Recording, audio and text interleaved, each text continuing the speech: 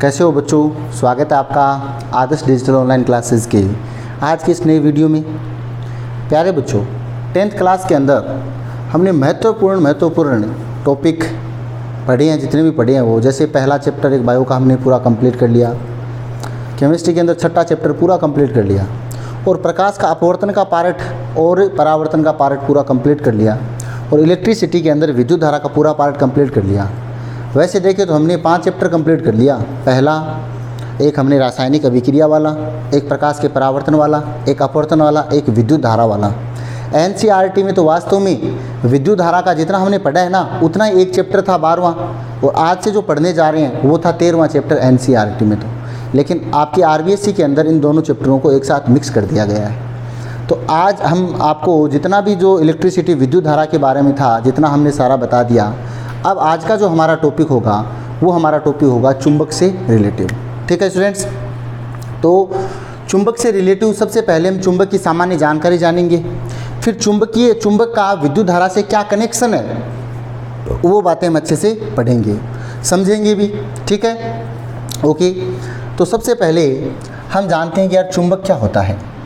चुंबक सभी की देखी हुई है, आपकी सब बच्चों की देखी हुई है। स्पीकर के अंदर चुंबक देखी है, घड़ी के अंदर चुंबक देखी होगी, जनरल ऐसे ही हमारे घरों के अंदर जैसे चुंबक वगैरह मिली जाती है। ठीक है, अब देखो चुंबक की हम परिभाषा कैसे दे सकते हैं। चुंबक के पास में अगर हम जो अपनी स्टील की घर पे थाली होती है, उस थाली को अगर चुंबक के पास ले जाती है तो नहीं चिपकती है, लेकिन अगर कोई लोहे की आलपिन उसके पास ले जाती है तो वो लोहे की आलपिन होती है, वो चुंबक की चिपक जाती है। इसका मतलब चुंबक की डेफिनेशन क्या हो गया, वे पदार्थ जो लोहे को क्या करते हैं, आकर्षित करते हैं। वे पदार्थ जो लोहे को क्या करते हैं, आकर्षित करते हैं, उन्हें क्या कहते हैं, चुंबक कहते हैं। ठीक है ना, यानी वे पदार्थ आप लिख सकते हो, हेडिंग डाल सकते हो, चुंबक से कहते हैं, क्वेश्चन बना सकते हो। वे पदार्थ जो लोहे की वस्तुओं को आकर्षित करते हैं उन्हें क्या कहते हैं, चुंबक कहते हैं। प्यारे बच्चों, एक चुंबक होती है, सामान्य चुंबक होती है, उस चुंबक के 2 ध्रुव होते हैं। कितने ध्रुव होते हैं, 2। अब इन ध्रुवों का पता कैसे चलेगा। इस चुंबक को हम स्वतंत्रतापूर्वक धागे से ऐसे लटका देते हैं, ऐसे, राइट। एक हमने चुंबक ली, उस चुंबक को धागे से बांध करके स्वतंत्रतापूर्वक लटका दिया। लटकाने पर सदैव एक सिरा तो इसका रहेगा उत्तर की तरफ और एक सिरा रहेगा दक्षिण की तरफ। यानी इस चुंबक को स्वतंत्रतापूर्वक धागे से लटकाने पर एक सिरा तो रहेगा इसका उत्तर की ओर और दूसरा सिरा रहेगा दक्षिण की ओर। जो सिरा उत्तर की ओर रहेगा उस सिरे को हम लिखेंगे एन से, और जो सिरा दक्षिण की ओर रहेगा उसको लिखेंगे एस से। प्यारे बच्चों, जो उत्तर की ओर जो सिरा था, इस सिरे का नाम क्या होता है, इसका नाम होता है उत्तरोमुखी ध्रुव। उत्तरोमुखी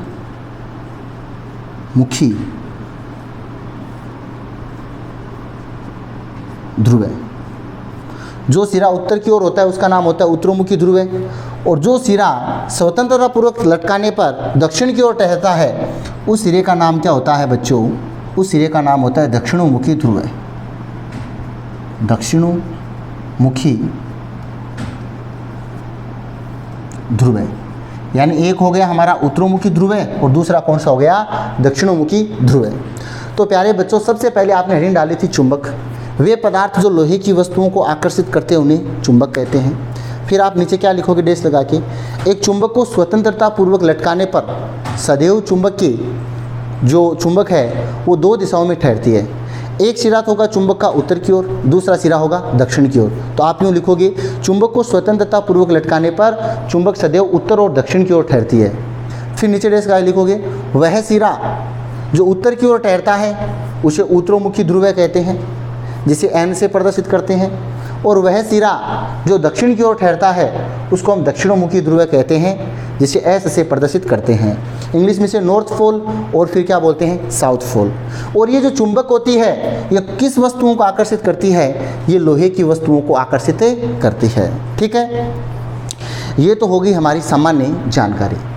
अब प्यारे बच्चों, जो आपको ये चुंबक दिखाई दे रही है, इस चुंबक, जैसे मान लीजिए ये मेरे पास चुंबक है एक, मैंने इस चुंबक को यहाँ पे रखा है और इस चुंबक के आसपास मैंने क्या किया, एक आलपिन है। जैसे मैं धीरे धीरे आलपिन ला रहा हूँ, जैसे जैसे आलपिन इस चुंबक के पास जा रही है वैसे वैसे आलपिन का अट्रैक्शन चुंबक की ओर ज़बरदस्त तरीके से बढ़ रहा है। कहने का मतलब, अगर मैंने एक प्लेन के ऊपर, समतल के ऊपर ऐसे चुंबक रख दी और इसके पास में आलपिन को लाकर छोड़ दिया, अब मैं चुंबक के उस आलपिन के ऊपर कोई बल नहीं लगाऊंगा, वो आलपिन स्पीड से इस चुंबक के जाकर के चिपक जाएगी। अब मैं उस आलपिन को खींचने का प्रयास करूंगा, फिर भी वो आलपिन का इतना ज़बरदस्त अट्रैक्शन होता है कि चुंबक को छोड़नी है। ज़्यादा एनर्जी लगाने पर मैं आलपिन को ऐसे हटाऊंगा तो पहले हार्ड हटेगी, जैसे दूरी हुई, दूरी होते ही फट के आलपिन क्या हो गई, अलग हो गई। दूसरा सिस्टम देखो, इस चुंबक को क्या करना है, एक आलपिन चिपकाना है, इस एक आलपिन के दूसरे आलपिन चिपकाना है, दूसरे आलपिन के तीसरे आलपिन चिपकाना है। एक निश्चित क्षेत्र आएगा, वहाँ तक ये आलपिन से आलपिन चिपकती जाएगी और फिर ख़त्म हो जाएगी। इसका मतलब फाइनली एक ऐसा, आपको भी लग रहा है, हमें भी लग रहा है कि यार फाइनली इस चुंबक के चारों ओर फाइनली एक कोई क्षेत्र तो ज़रूर है, यानी चुंबकीय बल महसूस तो ज़रूर हो रहा है। जैसे मान लीजिए मैं यहाँ पे चुंबक बनाता हूँ,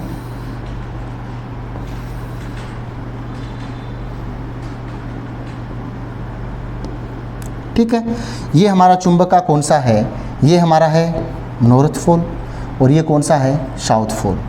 यानी ये एक ऐसा क्षेत्र है इतनी दूर का, इस क्षेत्र में चुंबकीय गुणों का क्या हो रहा है, आभास हो रहा है। यानी ये इतनी दूर का इस चुंबक के चारों ओर का ऐसा क्षेत्र है जिसमें चुंबकीय गुणों का आभास हो रहा है। मतलब अगर इस चुंबक के आसपास यहाँ पे एक, अगर मैंने लोहे की कील लेकर आया, मैं किसकी कील है, लोहे की कील, अगर मैं ये लोहे की कील इस क्षेत्र में लाऊंगा तो इस लोहे की कील का इसके प्रति ज़बरदस्त क्या हो जाएगा, आकर्षण हो जाएगा। ज़बरदस्त क्या हो जाएगा प्यारे बच्चों, आकर्षण हो जाएगा, अट्रैक्शन फोर्स, एक यानी बल का अनुभव होगा। इसका मतलब इस क्षेत्र से बाहर थी तब इस लोहे की कील पर कोई आकर्षण नहीं लग रहा था, इसके अंदर आते आकर्षण स्टार्ट हो गया। इसका मतलब क्या हुआ, एक हमारे पास में एक नई चीज़ आई है। वो नई चीज़ कौन सी है, मैग्नेटिक फील्ड, यानी बोलते हैं चुंबकीय क्षेत्र। तो प्यारे बच्चों, अब आप नई हेडिंग डाल सकते हो कि चुंबकीय क्षेत्र किसे कहते हैं। चुंबकीय क्षेत्र की डेफिनेशन क्या होगी, चुंबक के चारों ओर का वह क्षेत्र, किसके चारों ओर का, चुंबक के चारों ओर का वह क्षेत्र जिसमें चुंबकीय गुणों का आभास होता है, उसे चुंबकीय क्षेत्र कहते हैं। याद करो प्यारे बच्चों, इसी चैप्टर का हमने विद्युत क्षेत्र एक शब्द काम में लिया था। जब हमने आपको विभवांतर पढ़ाया था, क्या पढ़ाया था हमने, विभवांतर पढ़ाया था। और विभवांतर से पहले हमने पढ़ाया था आपको विभव। तो विभव में हमने क्या बताया था, एकांक धनावेश को लिया था, और इस एकांक धनावेश को मैंने बताया था, इस एकांक धनावेश के चारों ओर जहाँ तक विद्युत का प्रभाव होता है ना, उसको हमने क्या बोला था, विद्युत क्षेत्र बोला था। वैसे हमने क्या किया था, इस चुंबक के चारों ओर का वह क्षेत्र जिसमें चुंबकीय गुणों का क्या होता है, आभास होता है, उसे क्या कहते हैं, चुंबकीय क्षेत्र कहते हैं। तो आप लिख सकते हो, डेफिनेशन लिख सकते हो आप चुंबकीय क्षेत्र की, यानी किसे कहते हैं, चुंबकीय क्षेत्र, चुंबकीय क्षेत्र। चुंबकीय क्षेत्र परिभाषा क्या होगी, चुंबक के चारों ओर, चुंबक के चारों ओर का वह क्षेत्र, चुंबक के चारों ओर का वह क्षेत्र जहाँ चुंबकीय गुणों का,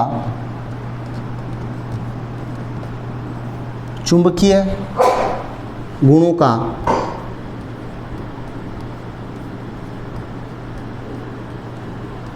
चुंबकीय गुणों का आभास होता है,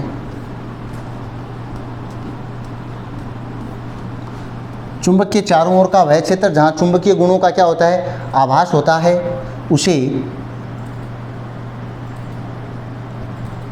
चुंबकीय क्षेत्र कहते हैं। चुंबकीय क्षेत्र कहते हैं। यानी चुंबक के चारों ओर का वह क्षेत्र जहाँ चुंबकीय गुणों का आभास होता है उसे क्या कहते हैं बच्चों? उसे कहते हैं चुंबकीय क्षेत्र। ठीक है, अब देखो आप, यानी चुंबकीय क्षेत्र आपने कहाँ सीखा था? यहाँ पे। ये चुंबक है, चुंबक के चारों ओर का क्षेत्र है और इस चारों ओर के क्षेत्र में चुंबकीय गुणों का क्या होता है? आभास होता है। इसी हम क्या कहते हैं? चुंबकीय क्षेत्र। अब प्यारे बच्चों, चुंबकीय क्षेत्र के बाद में हम नया टॉपिक पढ़ेंगे, चुंबकीय क्षेत्र रेखाएं।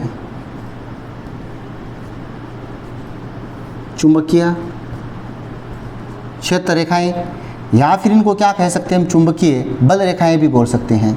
चुंबकीय क्षेत्र रेखाएं बोल सकते हैं या चुंबकीय बल रेखाएं कहते हैं। कैसे इसको सीखेंगे हम? इसको कुछ यूँ समझेंगे, यूँ सीखेंगे इसको। जैसे मान लीजिए मेरे पास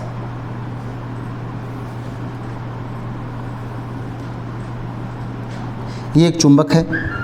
चुंबक का बच्चों ये नॉर्थ पोल है और ये क्या है? साउथ पोल है। इस चुंबक के चारों ओर क्या है? चुंबकीय क्षेत्र है। इन चुंबकीय क्षेत्र रेखाओं को प्रदर्शित करने के लिए, निरूपित करने के लिए, यानी चुंबकीय क्षेत्र रेखाओं को निरूपित करने के लिए काल्पनिक जो रेखाएं खींची जाती है उन्हीं रेखाओं को क्या कहते हैं? चुंबकीय क्षेत्र रेखाएं कहते हैं। इसे कहते हैं चुंबकीय क्षेत्र रेखाएं। चुंबकीय क्षेत्र को निरूपित करने के लिए चुंबक के चारों ओर जो क्षेत्र रेखाएं खींची जाती है, एनसीईआरटी में तो पूरा इसका प्रयोग था, इसके पास दिक् सूचक सुई को लेकर के खींचना था टोटल का टोटल। लेकिन आपके आरबीएससी में सिर्फ इतना है कि चुंबकीय क्षेत्र रेखाएं किसे कहते हैं? वे रेखाएं जो चुंबकीय क्षेत्र को निरूपित करती है, वे काल्पनिक रेखाएं जो चुंबकीय क्षेत्र को निरूपित करती है, उन्हें चुंबकीय क्षेत्र रेखाएं कहते हैं। बच्चों, चुंबकीय क्षेत्र रेखाओं को हम कैसे प्रदर्शित करते हैं? चुंबकीय क्षेत्र रेखाएं सदैव डॉट डॉट डॉट डॉट से ऐसे प्रदर्शित किया जाता है। इसका मतलब क्या हुआ? चुंबकीय क्षेत्र रेखाएं एन से प्रारंभ होती है और एस पर समाप्त होती है। देख लो चाहे आप, डॉट डॉट डॉट डॉट।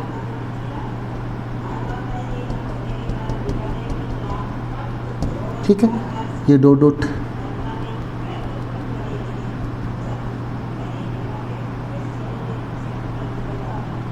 ये डॉट डॉट।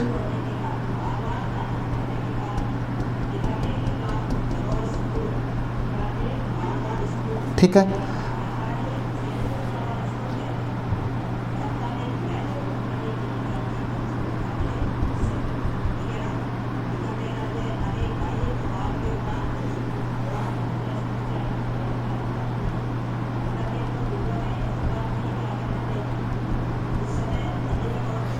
ये है चुंबकीय क्षेत्र रेखाएं। चुंबकीय क्षेत्र रेखाएं किसे कहते हैं? वे रेखाएं जो चुंबकीय क्षेत्र को प्रदर्शित करते हैं, निरूपित करते हैं, काल्पनिक रेखाएं होती है, उन्हें चुंबकीय क्षेत्र रेखाएं कहते हैं। प्यारे बच्चों, इन चुंबकीय क्षेत्र रेखाओं की विशेषता बहुत ज़्यादा मोस्ट होती है। चुंबकीय क्षेत्र रेखाओं की विशेषताएं, ठीक है, तो आप पहले हेडिंग डालो, चुंबकीय क्षेत्र रेखाएं, वे काल्पनिक रेखाएं जो चुंबकीय क्षेत्र को निरूपित करती है, उन्हें चुंबकीय क्षेत्र रेखा कहते हैं। प्यारे बच्चों, चुंबकीय जो क्षेत्र रेखा है उनकी दिशा किधर होती है? सदैव एन से एस की ओर होती है। आपको कोई पूछ ले कि चुंबकीय क्षेत्र रेखाओं की दिशा किधर होती है? एन से एस की ओर, यानी एन से तो प्रारंभ होती है और ये क्षेत्र रेखाएं कहाँ समाप्त होती है? एस पर समाप्त होती है। देख लो सही, एन से तो क्या होती है? प्रारंभ होती है और एस पर क्या होती है? विलीन होती है। आपको कोई बोल दे कि चुंबक के अंदर चुंबकीय क्षेत्र रेखाएं कैसी होती है? चुंबक के अंदर चुंबकीय क्षेत्र रेखाओं की दिशा क्या होती है? तो देखो बच्चों, चुंबक के अंदर चुंबकीय क्षेत्र रेखाओं की दिशा एस से किधर होती है? एन। सबसे पहले बताओ, चुंबकीय क्षेत्र रेखाएं किसे कहते हैं? वे रेखाएं, वे काल्पनिक रेखाएं जो चुंबकीय क्षेत्र को निरूपित करती है, उन्हें चुंबकीय बल रेखाएं कहते हैं। चुंबकीय बल रेखाओं की विशेषता क्या है? चुंबकीय बल रेखाएं एन से प्रारंभ होती है, एस पर विलीन हो जाती है। चुंबक के अंदर चुंबकीय क्षेत्र रेखाओं की दिशा एस से एन की तरफ होती है। दो विशेषता हो गई। तीसरी विशेषता, जितनी भी आपको ये क्षेत्र रेखाएं दिखाई दे रही है, ये कहीं पर भी एक दूसरे को प्रतिच्छेदित नहीं की है, कहीं पर भी एक दूसरे को काटी नहीं है। यानी चुंबकीय क्षेत्र रेखाएं कहीं पर भी एक दूसरे को प्रतिच्छेदित नहीं करती है। ये आपकी तीसरी विशेषता हो गई। चौथी विशेषताएं, ध्रुवों पर क्या होगी? चुंबकीय क्षेत्र रेखाएं बिल्कुल पास होगी। देखो इन दो रेखाओं के बीच का डिस्टेंस, इन दो रेखाओं के बीच का डिस्टेंस। और अन्य स्थानों पर क्या होगी? चुंबकीय क्षेत्र रेखाएं दूर दूर। यही कारण है कि लोहे की वस्तु चुंबक के ध्रुव यानी दोनों साइड कोणों में चिपकना जल्दी पसंद करेगी बीच की अपेक्षा, यानी चुंबक के कोणों में लोहे की वस्तु जल्दी चिपकेगी। ठीक है, तो अन्य स्थानों पर दूर दूर होती है चुंबकीय क्षेत्र रेखाएं और ध्रुव पर क्या होती है? पास पास होती है। तो ये है चुंबकीय क्षेत्र रेखाओं की विशेषता। तो अब हम विशेषता लिखते हैं। एक नंबर विशेषता लिखो बच्चों, चुंबकीय क्षेत्र रेखाएं चुंबकीय क्षेत्र रेखाएं एन से, एन का मतलब उत्तरी ध्रुव से, एन से प्रारंभ होती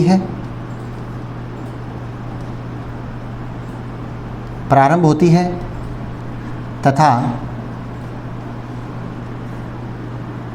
एस पर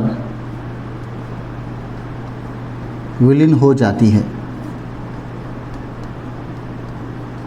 विलीन हो जाती है। ये आपकी कौन सी है बच्चों? पहली विशेषता है। ठीक है। दूसरी विशेषता क्या है? चुंबक के अंदर चुंबकीय क्षेत्र रेखाओं की दिशा किधर होती है? एस से एन की ओर। चुंबक के अंदर, चुंबक के अंदर चुंबकीय क्षेत्र रेखाओं की दिशा एस से किधर होगी बताइए? एन की ओर होगी। ये कौन सी होगी? दूसरी विशेषता हो गई। तीसरी विशेषता देखो बच्चों, तीसरी विशेषता कौन सी है? तीसरी विशेषता ये है कि चुंबकीय क्षेत्र रेखाएं कहीं पर भी एक दूसरे को प्रतिच्छेदित नहीं करती है। तीसरी विशेषता, चुंबकीय क्षेत्र रेखाएं, चुंबकीय क्षेत्र रेखाएं एक दूसरे को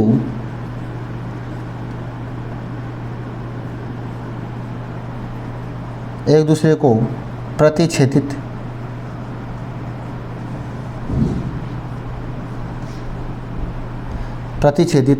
नहीं करती है। चुंबकीय क्षेत्र रेखाएं एक दूसरे को कहीं पर भी प्रतिच्छेदित नहीं करती है। ठीक है, ये कौन सी होगी? तीन विशेषता हो गई। चौथी विशेषता कौन सी है बच्चों? चौथी विशेषता ये है कि चुंबकीय क्षेत्र रेखाएं ध्रुवों पर तो होती है पास पास, अन्य स्थानों पर क्या होती है? दूर दूर होती है। चुंबकीय क्षेत्र रेखाएं, चुंबकीय क्षेत्र रेखाएं ध्रुवों पर पास पास होती है, अन्य स्थानों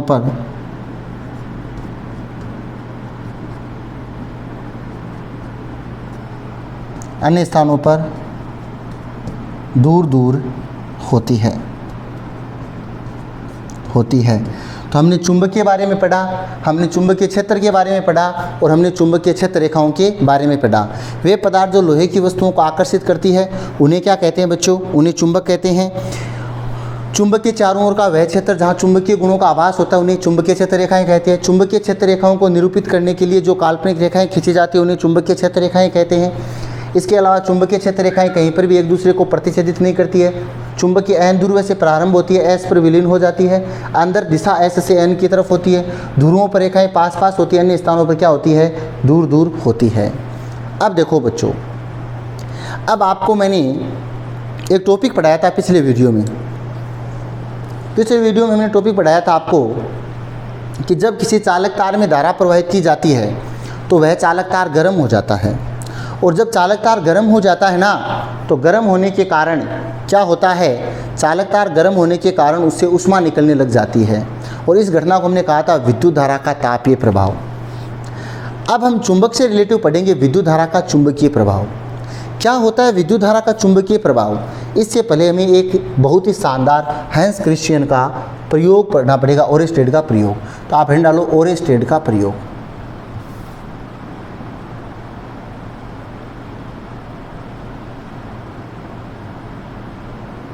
ओरेस्टेड का प्रयोग। ठीक है बच्चों, हैंड डालो ओरेस्टेड का प्रयोग। ओरेस्टेड का प्रयोग क्या था? इसको हम बहुत ही अच्छे से समझते हैं। सबसे पहले मैं ओरेस्टेट के प्रयोग को समझाने से पहले एक आपके सामने परिपथ बनाते हैं हम, ठीक है ना। कौन सा परिपथ बनाते हैं? मान लीजिए मेरे पास एक चालक तार है, समझते रहना, ये बहुत ही सुंदर सा प्रयोग बनाते हैं, करते हैं। इस चालक तार का नाम है पी क्यू। इस चालक तार को एक परिपथ से जोड़ देते हैं अपन यूँ, ठीक है।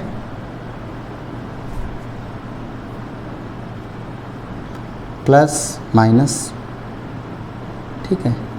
ऐसे ही यहाँ पे हम क्या लगा देते हैं, एक कुंजी लगा देते हैं ऐसे। यहाँ पे चाहो तो आप क्या लगा सकते हो कि एमीटर लगा सकते हो, ठीक है। अब देखो बच्चों, यहाँ पे आपको जैसे चित्र, इसके चालक तार के बिल्कुल पास में एक क्या रख दिया गया है, एक दिक्सूचक सुई रख दी गई है। क्या रख दी गई है? एक दिक्सूचक सुई। दिक्सूचक सुई क्या होती है देखते हैं, बताते हैं अभी। एक सिरा इसका एन है और दूसरा सिरा क्या है, इसका एस है, ठीक है। दिक्सूचक सुई आपका सुना है, यानी दिक्सूचक सुई होती है वो स्वयं छोटी छड़ चुंबक होती है। दिक्सूचक सुई, दिक्सूचक सुई क्या होती है? एक छोटी छड़ चुंबक होती है। प्यारे बच्चों, हवाई जहाज़ के अंदर दिक्सूचक सुई लगी होती है, बैटरी होती है, उस बैटरी के जो ऊपर बहुत सारी बैटरियां होती हैं, उन बैटरियों के ऊपर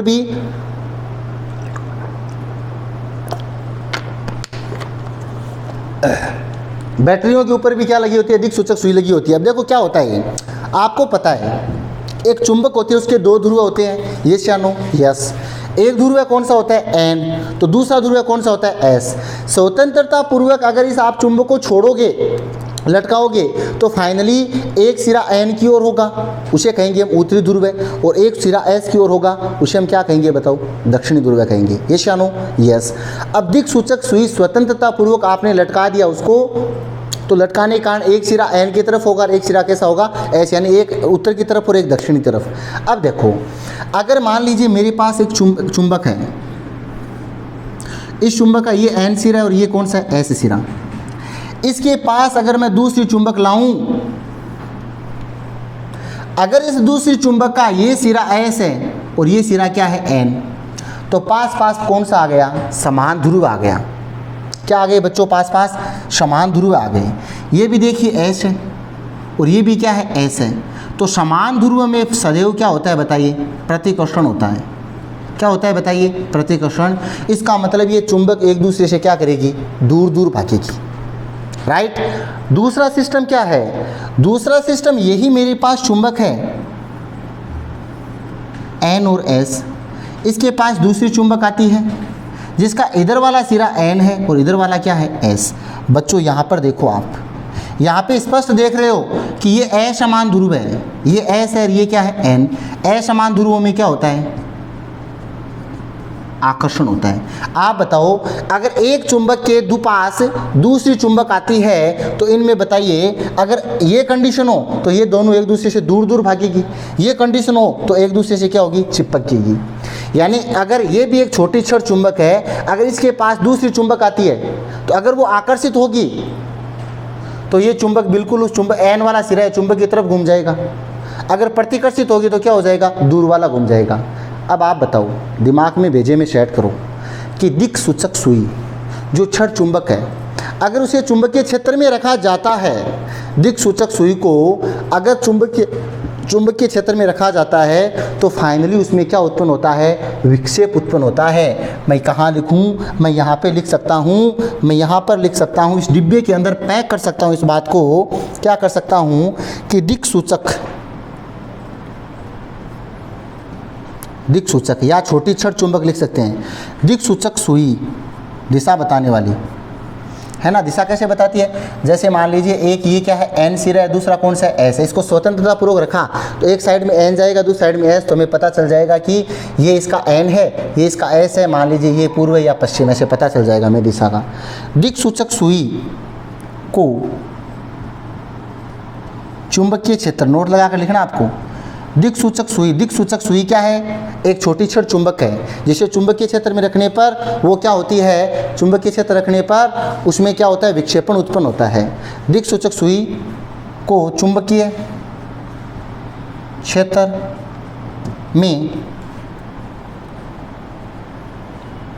रखने पर, दिक्सूचक सुई को चुंबकीय क्षेत्र में रखने पर यह क्या होती है बताइए, विक्षेपित होती है, विक्षेपित होती है। अब आप बताओ, मुझे इसके एन ए सिरे को थोड़ा हिला विक्षेपित करना है, तो विक्षेपित करने का तरीका क्या है, इसके पास एक चुंबक ले आओ। विक्षेपित करने का तरीका क्या है, अगर मैं इसके पास चुंबक लाऊंगा तो ये एन ए सिरा क्या हो जाएगा, हिलने लग जाएगा।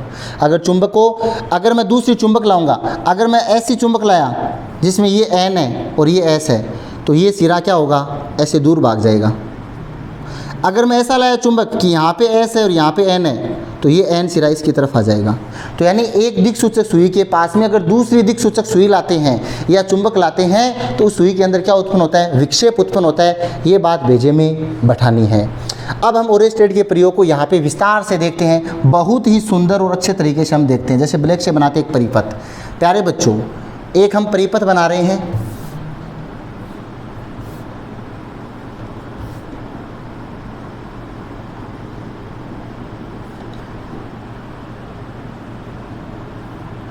बड़ी वाली लाइन सदैव क्या होती है, प्लस, और छोटी वाली क्या होती है, माइनस। यहाँ पे हमने क्या लगा दिया एक बच्चों, स्विच लगा दिया, और यहाँ पे हमने एक चालक तार लगाया है।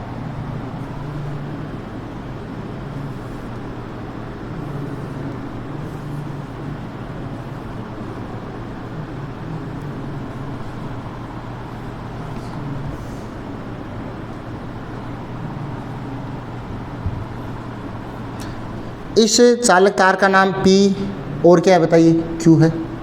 और इस पूरे परिपथ को हम कंप्लीट करते हैं, ये लो, ठीक है। यानी एक बैटरी या एक सेल से इस चालक तार को जोड़ दिया है। नीचे मैंने क्या बनाया है, नीचे मैंने बनाया है एक दिक्सूचक सुई, और इस दिक्सूचक सुई के अंदर क्या है, एक सिरा तो N की तरफ और दूसरा क्या है, S की तरफ। एक तो किसकी तरफ है, N की तरफ, और दूसरा किसकी तरफ है, S की तरफ। इस चित्र को नाम दे देता हूँ मैं ए चित्र। ओरेस्टेड ने क्या किया, ओरेस्टेड ने एक चालक तार लिया PQ, इस चालक तार को एक बैटरी से जोड़ दिया या सेल से जोड़ दिया, और इस चालक तार के पास में एक दिक्सूचक की सुई रख दी, और उसने इस परिपथ में विद्युत धारा प्रवाहित नहीं की। देखो इसमें बीच में बिंदु सा नहीं है ना, अगर बिंदु हो तो विद्युत धारा प्रवाहित होती है, वरना नहीं होती है। यानी इसमें विद्युत धारा प्रवाहित नहीं हुई, तो उसने देखा कि दिक्सूचक की सुई में कोई विक्षेप उत्पन्न नहीं हुआ। ऐसा कैसा उसने दूसरा प्रयोग किया। दूसरे प्रयोग में क्या किया, अभी अभी देखो हम जैसे कर रहे हैं।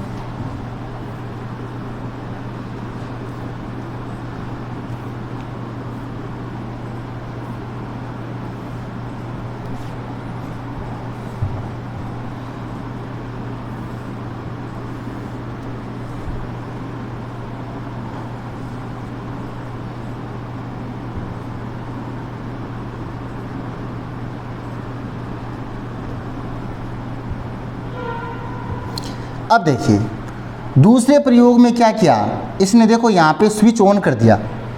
ध्यान देना, स्विच ऑन करते धारा किधर से किधर जाएगी, प्लस से माइनस की तरफ। अब उसने देखा कि ये जो दिक्सूचक सुई थी इसका जो विक्षेपण ऑटोमेटिक विक्षेपण हो गया। यानी दिक्सूचक सुई जब हमने धारा परिपथ में प्रवाहित नहीं की तब ये दिक्सूचक सुई ऐसी थी। जब हमने परिपथ में धारा प्रवाहित कर दी तो दिक्सूचक की सुई में विक्षेप उत्पन्न हो गया। आप बताओ, ना तो इसके पास आसपास कोई लोहा है, जैसे ही हमने विद्युत धारा प्रवाहित की तो दिक्सूचक की सुई में विक्षेप उत्पन्न हुआ। और आप बताओ दिक्सूचक की सुई में विक्षेप कब उत्पन्न हो सकता है, जब उसे चुंबकीय क्षेत्र में रखा जाता है या फिर उस दिक्सूचक सुई के पास में कोई दूसरी चुंबक आती है। अब उसने क्या किया, आगे एक प्रयोग और किया। कौन सा किया, 3 नंबर।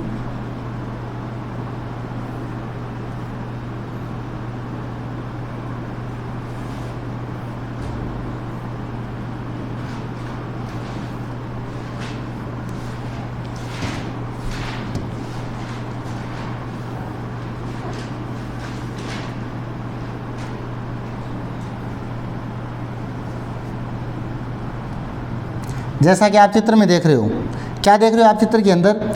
चित्र में देख रहे हो कि इस प्रयोग के अंदर धारा की दिशा बदल दी।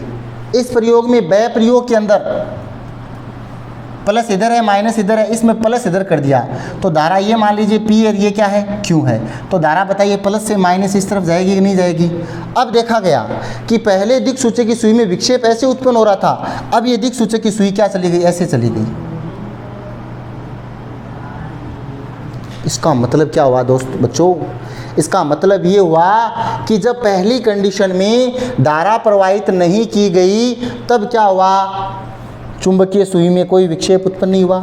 दूसरी कंडीशन में जब धारा प्रवाहित की गई तो इस दिक् सूचक की सुई में विक्षेप उत्पन्न हुआ, और जब धारा की दिशा बदल दी तो विक्षेप विपरीत दिशा में हुआ। इसका मतलब हुआ विक्षेप केवल और केवल कब हो सकता है? विक्षेप केवल और केवल एक इस दिक् सूचक सुई को किसी अन्य चुंबकीय क्षेत्र में रखा जाता है तब हो सकता है। यहाँ से ओरेस्टेड ने एक बहुत ही महत्वपूर्ण बात बताई कि किसी भी अगर चालक तार में हम धारा प्रवाहित करते हैं, क्या प्रवाहित करते हैं? धारा प्रवाहित करते हैं, तो धारा प्रवाहित करने पर इस चालक तार के चारों ओर क्या उत्पन्न हो जाता है? चुंबकीय क्षेत्र उत्पन्न हो जाता है। इसी चुंबकीय क्षेत्र के कारण दिक् सूचक की सुई में विक्षेप उत्पन्न होता है। वापिस देखो ओरेस्टेड ने क्या बताया? जब किसी चालक तार में धारा प्रवाहित की जाती है, जब किसी चालक तार में धारा प्रवाहित की जाती है तो इस चालक के चारों ओर चुंबकीय क्षेत्र उत्पन्न हो जाता है। इस घटना को विद्युत धारा का क्या कहते हैं? चुंबकीय प्रभाव कहते हैं। तो प्यारे बच्चों, आपको यहाँ पे लिखना है विद्युत धारा का चुंबकीय प्रभाव। विद्युत धारा का चुंबकीय प्रभाव। अभी बताया मैंने, कैसे लिखोगी इसको? अभी पूरा अच्छे से समझाया है विद्युत धारा के चुंबकीय प्रभाव को। इसमें ऐसे लिखना है, क्वेश्चन स्टार्ट लिखना है विद्युत धारा का चुंबकीय प्रभाव किसे कहते हैं? जब किसी, लिखना स्टार्ट करो, जब किसी चालक तार में धारा प्रवाहित की जाती है तो उसके चारों ओर चुंबकीय क्षेत्र उत्पन्न होता है। इस घटना को विद्युत धारा का चुंबकीय प्रभाव कहते हैं। प्यारे बच्चों, आज हमने क्या क्या पढ़ा? आज हमने देखा कि वे पदार्थ जो लोहे की वस्तुओं को आकर्षित करते हैं उन्हें चुंबक कहते हैं। चुंबक के दो ध्रुव होता है, उत्तरोन्मुखी और दक्षिणोमुखी। चुंबक के चारों ओर का जो क्षेत्र होता है उस क्षेत्र को हम चुंबकीय क्षेत्र कहते हैं। और चुंबकीय क्षेत्र को जिन रेखाओं द्वारा प्रदर्शित करते हैं उन रेखाओं को हम क्या कहते हैं? देखो, चुंबकीय क्षेत्र रेखा कहते हैं। और ये चुंबकीय क्षेत्र रेखा की हमने क्या देखी है? विशेषता।